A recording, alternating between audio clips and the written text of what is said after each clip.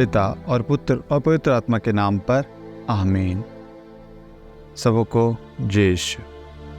प्रभु यीशु क्रिस्त में मेरे प्यारे भाइयों और बहनों, मैं आप सभी का हार्दिक स्वागत करता हूं आज की इस प्रार्थना में, और साथ में मैं पिता ईश्वर को धन्यवाद देता हूं आप सबके लिए कि आप निरंतर इस चैनल से जुड़े हुए हैं और प्रभु के वचन को गहराई से अपने जीवन में ग्रहण कर रहे हैं।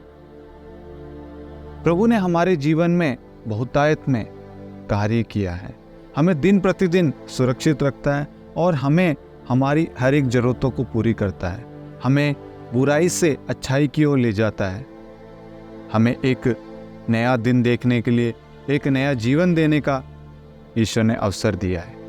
हम हर चीज़ के लिए ईश्वर को धन्यवाद देना सीखें, चाहे छोटी चीज़ हो चाहे बड़ी चीज़ हो, हर चीज़ की शुरुआत धन्यवाद के साथ में हो और दिल से धन्यवाद दें। चाहे आपके पास में किसी चीज़ की कमी हो, उस चीज़ के लिए भी धन्यवाद दें। वचन कहता है सब बातों के लिए ईश्वर को धन्यवाद दें। हाँ मेरे प्यारे भाई और बहन, धन्यवाद जब देते हैं तो हमारे अंदर एक नई उमंग, एक नया आनंद आता है। आज हम वचन के अंदर यही जानेंगे। हम सर्वप्रथम संत मत्ती अध्याय 11 वाक्यांश 28 पढ़ेंगे। थके मांदे और बोझ से दबे हुए लोगों, तुम सभी मेरे पास आओ, मैं तुम्हें विश्राम दूंगा। प्रभु का वचन कहता है, थके मांदे और बोझ से दबे हुए लोगों, तुम सभी मेरे पास आओ, मैं तुम्हें विश्राम दूंगा। ये थके मांदे कौन है और ये बोझ क्या है, और प्रभु क्यों कह रहा है कि मैं विश्राम दूंगा? हमें एक एक शब्द पर मनन चिंतन करना है। मैं सबसे पहले आपसे एक सवाल करूंगा।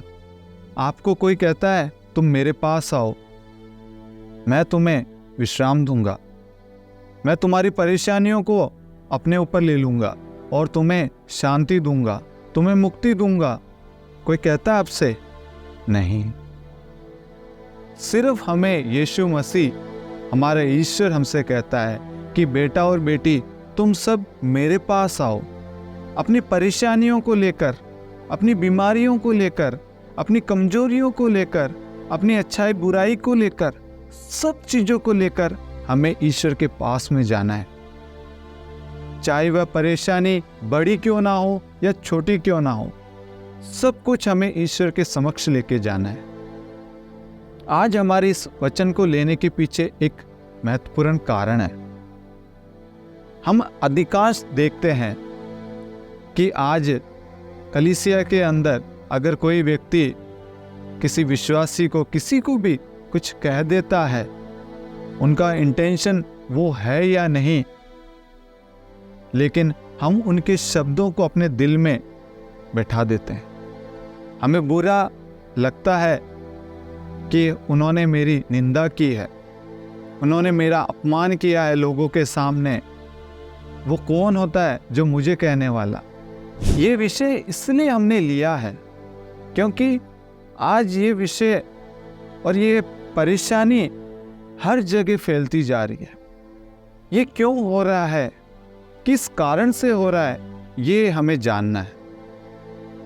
सबसे पहले जिन व्यक्तियों का अपमान हो रहा है, हम ये नहीं कहेंगे कि ये सही है, लेकिन हम ये कहेंगे कि वह वचन को गहराई से नहीं समझ रहे हैं। अगर वह वचन को सही रूप से पढ़ते और अपने जीवन में ग्रहण करते तो वह व्यक्ति उनकी बात को अपने दिल में नहीं ले बैठता, उनकी बात उनको चोटिल नहीं करती, उनको दुख नहीं देती। शैतान क्या चाहता है?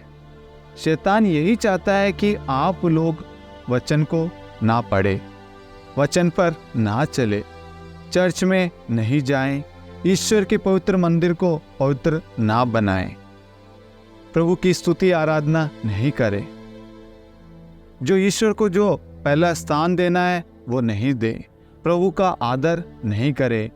शैतान चाहता है कि हम ईश्वर के विरुद्ध में खड़े हो जाएं, ईश्वर का तिरस्कार करें, ईश्वर का अपमान करें, ईश्वर की निंदा करें। प्रभु यीशु ने हमें हर चीज की परख समझ दी है। बेटा और बेटी सही और गलत क्या है। अगर आप गलत कर रहे हैं तो पवित्र आत्मा आपको बताएगी कि ये गलत है, आप इस गलत राह पर ना चले। वह हमें सही राह दिखाती है। प्रभु ने हमें बताया है कि प्रभु के कारण, यीशु मसीह के कारण आप पर झूठे आरोप लगेंगे, अभियोग लगेगा, आपकी निंदा की जाएगी, आपका अपमान किया जाएगा, आप पर अत्याचार किया जाएगा, आपके मन को, आपके हृदय को ठेस पहुंचाई जाएगी, क्योंकि शैतान यही कार्य कर रहा है। प्रभु ने पहले से ही हमें बता दिया है कि तुम दृढ़ रहो, तुम्हारे साथ में ये होने वाला है और तुम इसका सामना सिर्फ वचन के द्वारा ही कर सकते हो। और आज हम यही गलती कर रहे हैं कि हम वचन को अपने जीवन में लागू ही नहीं कर रहे हैं। वचन पर हमारा विश्वास ही नहीं है। शैतान किसी व्यक्ति के द्वारा कार्य कर रहा है। आज अधिकांश कार्य कलीसिया में कर रहा है। हमें ईश्वर की स्तुति से दूर कर रहा है, ईश्वर की प्रार्थना में भाग लेने से दूर कर रहा है, हमें पवित्र भरा जीवन जीने से दूर कर रहा है।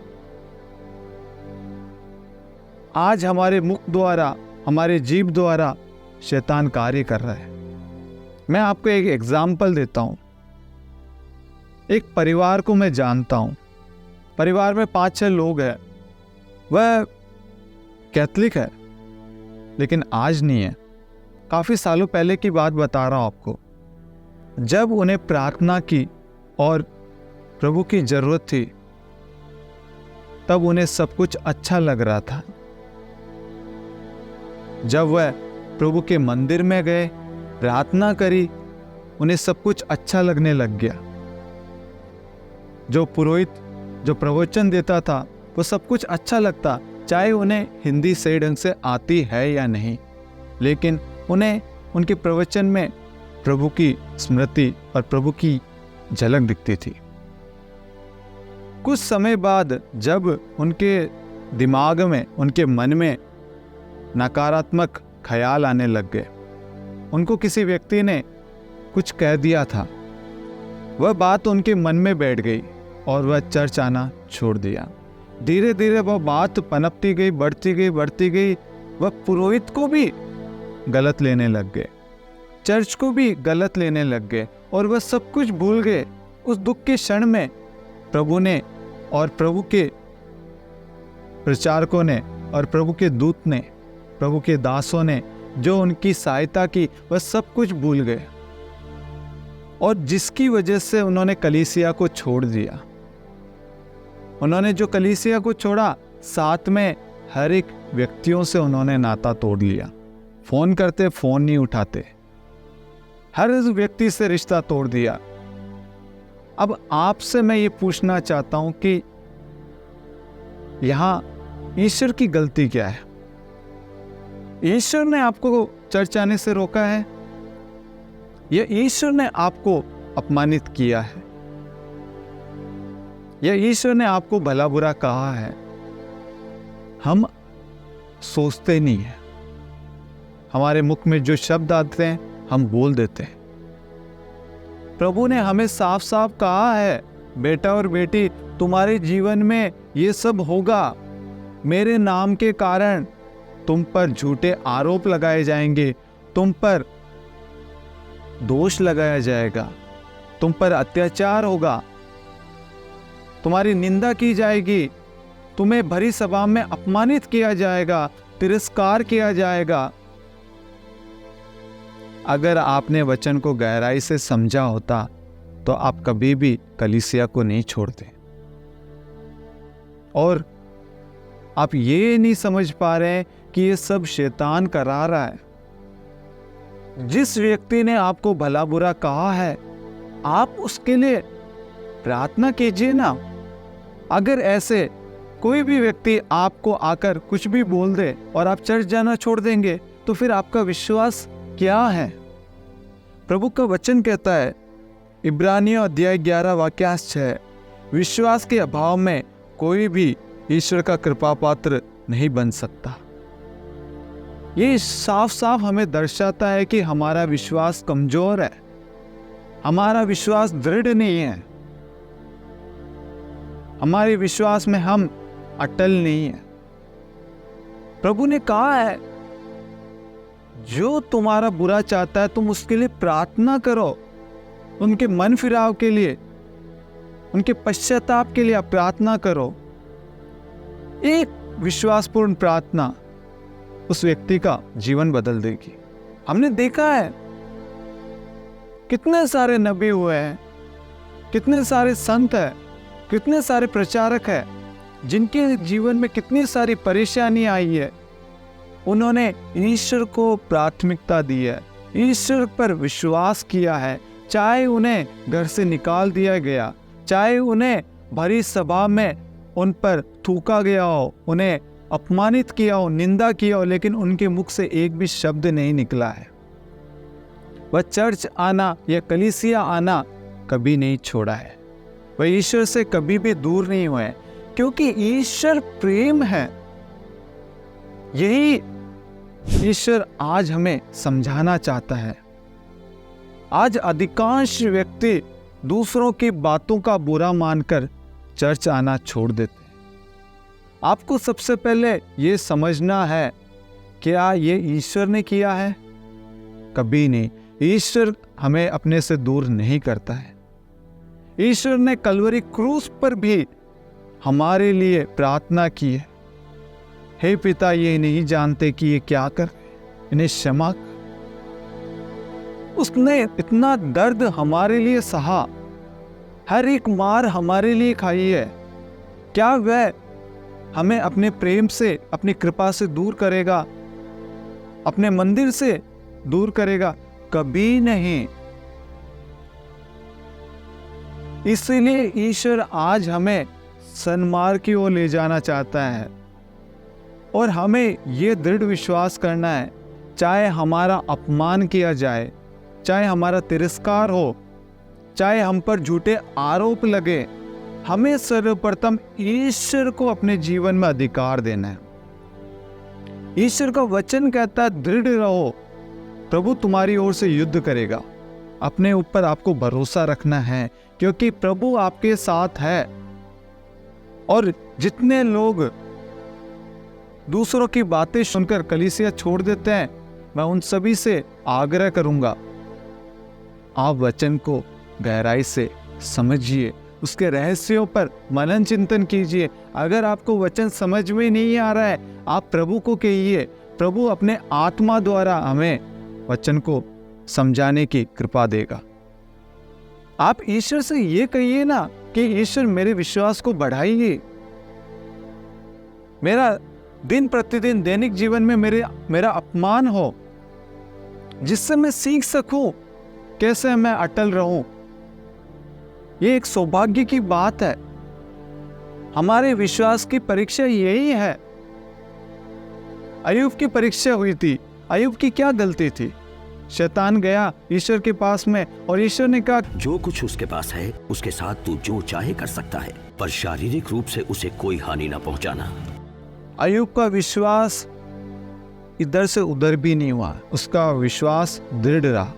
उसके जीवन में कितनी परेशानी क्यों ना आए, उसके अपनों ने उसको छोड़ दिया, सब कुछ नष्ट हो गया, तबाह हो गया, लेकिन उसका विश्वास ईश्वर के प्रति दृढ़ रहा। ईश्वर के लिए एक भी शब्द उसने गलत नहीं बोला। उसके मुख से ईश्वर की स्तुति ही निकली, अब शब्द नहीं निकला। ईश्वर की उसने निंदा नहीं की, ईश्वर पर अभियोग नहीं लगाया कि तूने मेरे साथ ऐसा क्यों किया, क्योंकि ईश्वर ने दिया है और ईश्वर ने ही ले लिया। ईश्वर दे रहा है हमें, तो ईश्वर ले भी सकता है। इसलिए मेरे प्यारे भाइयों और बहनों, जितने भी लोग इस परेशानी का सामना करके चर्च छोड़ दिया है, ये गलत है। ये शैतान चाहता है कि हम कलीसिया से, प्रार्थनाओं से, प्रभु के वचन से, प्रभु की कृपा से दूर हो जाए। जो व्यक्ति बोल रहा है वह शैतान उसके द्वारा बोल रहा है। आप उस व्यक्ति के लिए प्रार्थना करें, एक विश्वासपूर्ण प्रार्थना उसका जीवन बदल देगी। आज ईश्वर हमें यही समझाता है। और अगर आपके साथ में कुछ भी गलत हुआ है, मैं आप सभी से अनुरोध करूंगा, मत्ती 11:28 के तहत आप प्रार्थना करें। आपके साथ में जो भी घटना हुई है, जो भी परेशानी आई है, उन सब को आप ईश्वर के पास में ले जाएं और ईश्वर से कहिए, प्रभु मेरे साथ में ये सब कुछ हुआ है, मैं टूट चुका हूं, मेरा विश्वास कमजोर हो चुका है, मेरा भरोसा डगमगा रहा है, प्रभु मेरे अंदर उसके प्रति घृणा है, ईर्ष्या है। आप जैसे ईश्वर के पास में जाएंगे, अपने शब्दों को रखेंगे, ईश्वर आपके शब्दों को ले लेगा और ईश्वर अपने वचन को हमें दे देगा। वो वचन आएगा, आपके जीवन में कार्य करेगा, आपको शांति देगा और आपकी हर एक परेशानी से, हर एक चिंता से आपको छुटकारा देगा। हमें किसी और के पास में जाने की जरूरत ही नहीं है। आप समझना इस चीज को। यीशु हमसे कहता है, थके मांदे बोझ से दबे हुए लोगों, तुम सब मेरे पास आओ, मैं तुम्हें विश्राम दूंगा। आपकी परेशानी का समाधान ईश्वर के पास में है। आपके दुख का, आपकी अच्छाई बुराई, आपके परिवार का उद्धार, हर एक चीज का समाधान ईश्वर के पास में है। हमें ईश्वर के पास में जाना है और अपने आप को ईश्वर को सौंपना है। अपने हृदय के भावों को, अपने अंदर जो भी बातें हैं, उन सबको हमें ईश्वर को बोलना है। जब आप बोलेंगे, अपने शब्दों द्वारा आपके शब्दों का आदान प्रदान होगा। आपके शब्दों को ईश्वर स्वीकार करेगा और ईश्वर अपने शब्दों को, अपने पवित्र वचन को हमारे अंदर भर देगा। यहाँ पे आदान प्रदान होता है। आपको यही करना है, अपने दुख को ईश्वर को चढ़ाना है और ईश्वर अपने वचन के माध्यम से हमें राह दिखाता है, हमें समझाता है, हमें शांति देता है, हमें शक्ति देता है, हमें विवेक देता है, हमें पवित्र आत्मा प्रदान करता है, हमें प्रेम आ जाता है, हमें धीरज आ जाता है। हाँ मेरे प्यारे भाई और बहनों, प्रभु के वचन पर आप अटल रहें, दृढ़ रहें। आप प्रभु से प्रार्थना करते रहें। कोई भी बात क्यों ना हो, प्रभु को कहिए और दूसरों की बातों को लेकर अपने अंदर मत रखिए। उस बात को, उस दुख को, उस दर्द को, उस पीड़ा को आप ईश्वर को सौंप दीजिए। वो कितनी भी बड़ी क्यों ना हो, ईश्वर उस बड़ी परिस्थिति को, बड़ी प्रॉब्लम को, उस बड़ी पीड़ा को चुटकी में बदल देगा, उस पीड़ा को दूर कर देगा, आपके मन के घावों को शांति प्रदान करेगा। प्रभु का प्रेम ऐसा है। प्रभु आपको अपने सीने से लगाएगा, अपने प्रेम से भर देगा, अपनी छत्रछाया में सुरक्षित रखेगा, चाहे संसार आपको क्यों ना त्याग दे। ईश्वर कभी भी आपका परित्याग नहीं करेगा, आपको कभी भी अकेला नहीं छोड़ेगा। और आज से आप ये विश्वास कीजिए, जब भी आपके साथ में आपकी निंदा हो, आपका अपमान हो, उसके लिए ईश्वर को स्तुति कीजिए, ईश्वर को धन्यवाद दीजिए। यही असली परीक्षा है एक विश्वासी की, कि वह उस परिस्थिति में किस तरीके से कार्य करता है, अपने विश्वास को प्रकट करता है। उसकी विश्वास की परीक्षा यही है। आइए हम ईश्वर को तहे दिल से धन्यवाद दें कि ईश्वर ने आज हमें एक नया जीवन जीने का अवसर दिया है। ईश्वर ने हमें अपने वचन के माध्यम से एक नया विश्वास दिया है। हम कहीं ना कहीं अपने जीवन में गलत थे, ईश्वर ने आज हमें सही और गलत की परख दी है, वचन को जानने का अवसर दिया है। हम किसी की बात को लेकर आज भी हमारे अंदर रख रहे हैं, प्रभु ने आज हमें उससे छुटकारा दिया है। प्रभु हमें अपनी शांति से, अपने प्रेम से भरना चाहता है और वो भरता है। ईश्वर आज हमें अपने आशीष से भर रहा है। अपने दुख को और तकलीफ को हमें ईश्वर के पास में ले जाना है। इसीलिए ईश्वर से हर समय, हर जगह, हर पल ईश्वर को धन्यवाद दें। जैसे आप धन्यवाद देते रहेंगे, स्तुति करते रहेंगे, ईश्वर आपकी ओर से कार्य करेगा। प्रभु आपको हर एक वरदान से भरेगा। प्रभु आपकी ओर से कार्य करेगा, आपको शांति देगा, सांत्वना देगा, आपके दुख और तकलीफ को दूर करेगा, आपके विश्वास को और अधिक मजबूत करेगा, आपके भरोसे को बढ़ाएगा। हर समय, हर पल ईश्वर को धन्यवाद दे। किसी बात की चिंता ना करें, हर जरूरत में प्रार्थना करें। प्रभु मेरा चरवाहा है, मुझे किसी बात की कमी नहीं है। तुम प्रभु पर अपना भार छोड़ दो, वह तुमको संभालेगा, वह धर्मी को विचलित नहीं होने देगा। तुम्हारे लिए एक योजना निर्धारित है, तुम्हारे हित के लिए, अहित के लिए नहीं, तुम्हारे आशामय भविष्य के लिए। प्रभु आज हम सबको बुला रहा है कि तुम सब मेरे पास आओ।